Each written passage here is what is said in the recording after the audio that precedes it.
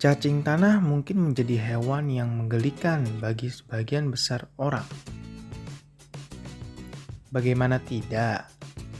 Selain tidak memiliki tulang belakang, gerakan cacing tanah dipastikan membuat banyak orang jijik melihatnya. Namun jangan salah sangka, pasalnya cacing tanah ternyata memiliki banyak manfaat baik bagi lingkungan maupun untuk kesehatan tubuh.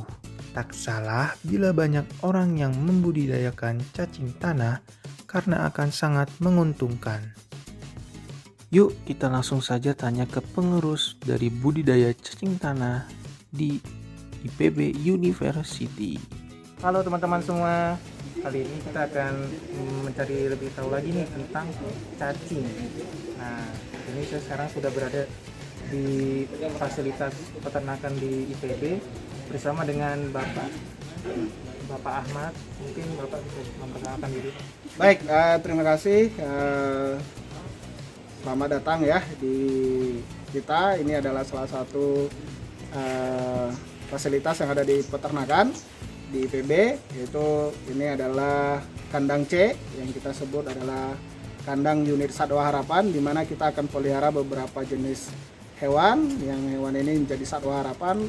Di sini terutama kita juga pelihara yang namanya ternak cacing tanah.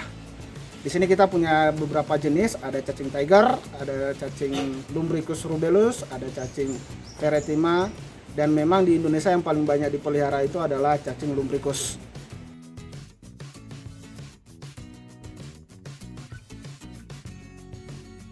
Terkait cacing sendiri ya, sebenarnya cacing itu sekarang lagi cukup booming ya. Iya. Terus harganya juga sedang melonjak naik gitu. Nah, karena manfaat dari cacing tanah itu sendiri juga banyak ya. Yang pertama mungkin dia itu sebagai decomposer ya, jadi menyuburkan tanah gitu. Karena media bekas cacing atau yang disebut cacing itu kandungan NPK-nya itu sangat tinggi. Yang mana NPK ini bisa langsung dimanfaatkan oleh tanaman gitu. Pertama itu, kemudian cacing juga bisa digunakan sebagai bahan pakan alternatif karena kandungan proteinnya yang tinggi gitu. Dan dia diprediksi itu dapat menggantikan tepung ikan gitu. Nah, kemudian juga cacing tanah itu bisa dijadikan sebagai bahan obat dan kosmetik gitu.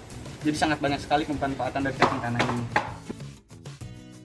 Pasalnya, memakan cacing tanah juga dipercaya bisa menyembuhkan berbagai penyakit seperti diare, peradangan, asam urat, kolesterol tinggi, dan lainnya. Betul sekali sebenarnya. Jadi umumnya itu direbus gitu cacingnya. Iya. Berarti manfaatnya ini memang sangat banyak Memang sekali ya sangat Kak ya. banyak sekali cacing Dari tanah mulai ini. pangan sampai obat-obatan dan kosmetik pun juga ya Kak ya. Iya. Di luar juga udah banyak yang konsumsi cacing, hanya saja kalau di Indonesia itu masih mempertimbangkan masalah halal dan haram. Oh iya, jadi kalau di luar kan nggak ada gitu kan. Cukup sulit untuk sertifikasi halalnya di Indonesia karena kan kita tahu sendiri media yang digunakan cacing ini kotoran gitu, jadi kesannya masih kotor gitu sehingga sulit untuk dapat sertifikasi halalnya. berarti seperti itu ya Kak untuk olahannya nanti seperti apa dan pemanfaatannya ya Kak ya. Iya. Di Indonesia, cacing tanah sudah mulai dimanfaatkan sebagai bahan baku obat. Selain sebagai bahan pakan ternak, dengan manfaat yang melimpah dari cacing tanah, membuat prospek budidaya cacing tanah semakin terbuka lebar. Namun, hingga kini masih sedikit masyarakat yang sadar akan peluang tersebut. Terkait jumlah sendiri, di tempat ini sekitar ada sekilo lah cacing lumbricus rubellus. Dan umurnya itu sudah hampir 3 bulan ini yang ada di sini. Oh, berarti di sini sudah 3 bulan ya Kak. Iya. Masih masa produktif lah, dia masih bisa bertelur. Berarti dalam setahun tuh kira-kira berkembang biaknya berapa kali Kak? Banyak sih kalau yang dari saya baca itu dari 100 ekor cacing dalam setahun bisa menjadi 100.000 ekor cacing. Dan yang pernah saya baca juga, kalau misalkan melihara cacingnya 1 kilo itu dalam 3 bulan dia bisa ngasilin 6 kilo. 6 kilo cacing ya Enam dari kilo 1 cacing kilo itu dari ya. 1 kilo.